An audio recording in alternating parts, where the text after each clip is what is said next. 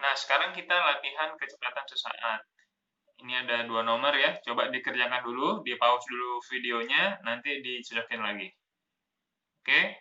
Udah? Nah, sekarang kita bahas. Grafik kedudukan terhadap waktu sebuah mobil ditunjukkan pada gambar di bawah. Tentukan kecepatan mobil saat T sama dengan 5 second, 15 second, dan 30 second. Nah, sama ya. Ini pada saat 5 kita lihat. 5 dia ada di mana? Di sini ya.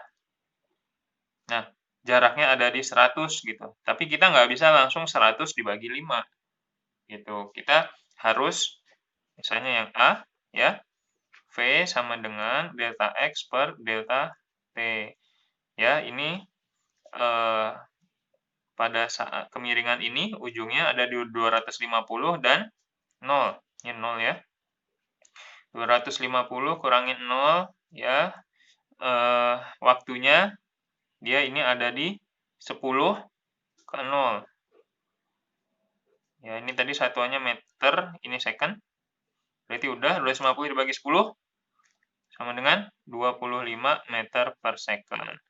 Ini adalah kecepatan mobil saat di 5 second gitu. Coba kalau kita langsung bagi ya, saat di titik 5, 100 dibagi 5 sama dengan 20 ya.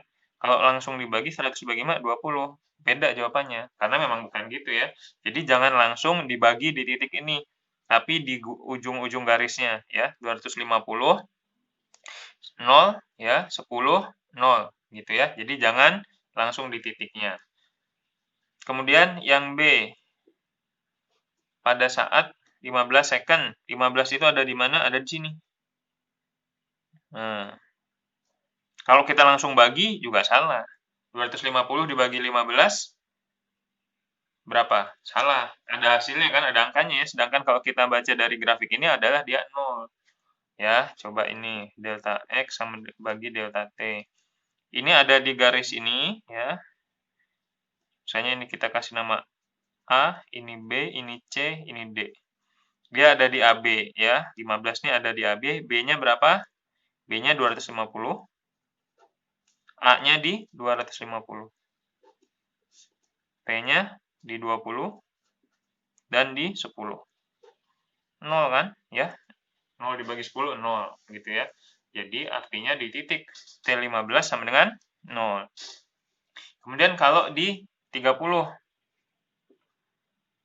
berarti V-nya sama dengan berapa delta X-nya? 30 ya, ini dia ada di antara titik D dan C. Ujung D-nya ada di berapa ini? 0. Kemudian ujung C-nya ada di 200. Delta T-nya 65 dikurangin C 25. Minus 200 dibagi 40. Sama dengan minus 5 meter per second. Artinya dia mundur ya. Mundur itu maksudnya geraknya balik arah gitu ya. Mobilnya ya bisa aja dia mundur beneran atau dia berputar balik arah gitu. Nah, kalau misalnya di 22. Nah, 22 kan ada di sini. Gitu. Ya sama ya. Kalau di 22 berarti berapa? Kalau di 22 misalnya ya, saat T sama dengan 22. Berarti delta X per delta T-nya garis BC ya, ujungnya ada di C. Berarti berapa itu? Di C itu 200. Kemudian di B ini 250. Delta T-nya dari 25 ke 20.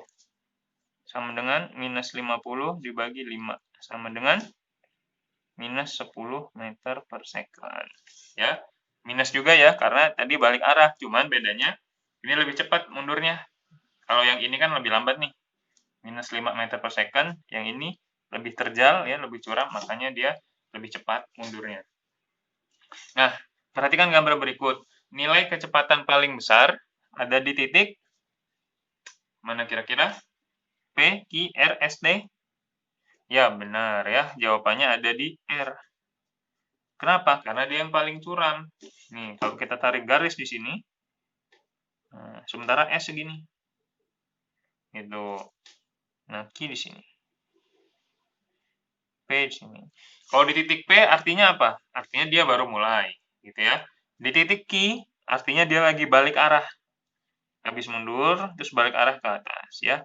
Karena di pusat beloknya gitu ya, dibaliknya gitu. Nah, ketika di titik ini, dia balik.